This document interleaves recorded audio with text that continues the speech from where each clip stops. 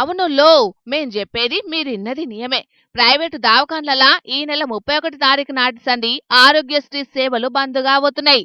ఇదే కాదు, ఉద్యోగ జర్నలిస్టు ఆరోగ్య వైద్య సేవలు కూడా ఆపేస్తున్నారట. సర్కారు బకాయిలు విడుదల చేయలేదని ఈ నిర్ణయం తీసుకున్నామని ఆరోగ్యశ్రీ నెట్వర్క్ హాస్పిటల్స్ అసోసియేషన్ ప్రకటించింది.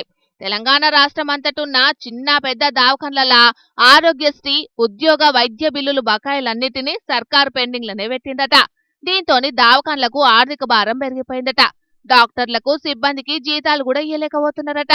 ఇక చిన్న చిన్న ఆసుపత్రులను ఏకంగా మూసుకునే పరిస్థితి వచ్చిందని బాధపడుతున్నారు హాస్పిటల్స్ నడిపేటోళ్ళు. జనవరిలా చర్చలు చేస్తే 4 నెలలల్లా బిల్లులు క్లియర్ చేస్తామని చెప్పిండ్రట.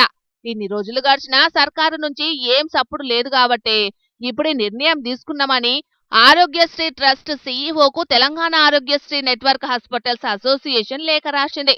దగ్గర 13-1400 కోట్ల రూపాయల బకాయిలు పెండింగ్లనే ఉన్నాయట. సర్కార్ ఇచ్చిన హామీని కూడా నిలబెట్టుకోకుంటే ఎట్లా అని ప్రశ్నిస్తున్నారు ఆరోగ్యశ్రీ నెట్వర్క్ హాస్పిటల్స్ అసోసియేషన్ సభ్యులు.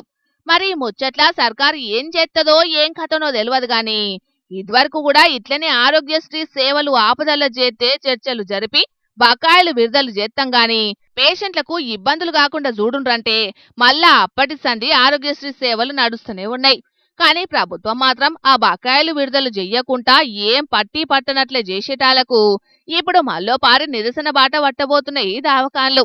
మరి మళ్ళా ఇప్పుడు ఏం చేస్తారో గాని ఈ నడుమ ప్రభుత్వానికి మాత్రం దెబ్బ మీద దెబ్బ అన్నట్టు వరుసగా ఎవలో ఒకలు పెండింగ్ బకాయిల కోసం నిరసనలు చేస్తూనే ఉన్నారు పోండ్రి.